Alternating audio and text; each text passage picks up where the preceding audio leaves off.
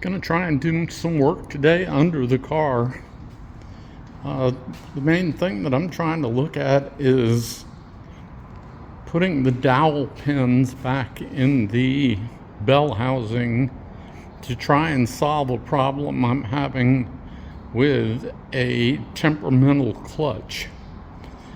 I've been advised by the experts on the internet that that should be my first step.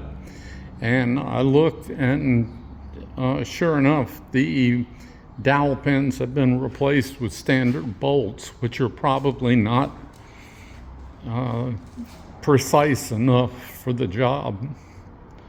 I got the dowel pins from Moss Motors, and so we're gonna lift this thing up and see if we can loosen up the bell housing a little bit and go about putting those dowel pins in. I tried to get at the bell housing bolts from underneath up in my shop, and that was hopeless. You just don't have any access to them. So I've got the seats out now, and of course I found it was a little bit wet under the driver's carpet here, so I'll dry that out real well. But I also found out that the seat track has been jacked up about 3/4 of an inch or so, I guess. I think that was for the grandma that was driving this car down in Miami. Both seats appear to have been elevated. So now I'm gonna get the center escutcheon, or whatever you call it, out of here and head in there for the bell housing bolts, I hope.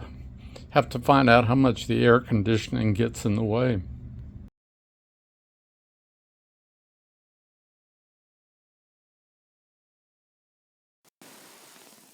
This is a view of the bell housing from inside the car with the bolts loosened slightly, and you can see that the bell housing and the engine backing plate do not align properly if left to their own devices. The next question is, where are the dowels installed? I checked my trusty Bentley manual, and it shows bolts all the way around, no dowels, and there's no discussion in the instructions about aligning any dowels.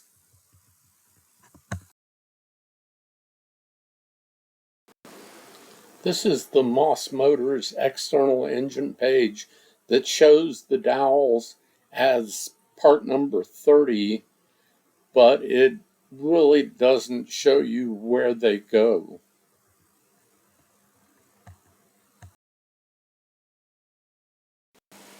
I went ahead and ordered 4 of the dowel pins, 4 because I have 2 cars to do, and this is what I got. I measured them, and they're exactly 3/8 of an inch, and they have a very slight taper on one end, I presume to help you get them in the holes. The holes in the bell housing and backing plate, however, are not quite 3/8 of an inch. So it was necessary to jack the transmission up, align it as carefully as possible, and then drill the holes, one hole on each side, for the 3/8 dowel pin.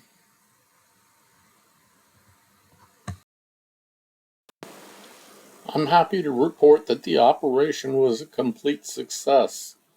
The clutch pedal operates smooth as butter now, so I can move on to other projects.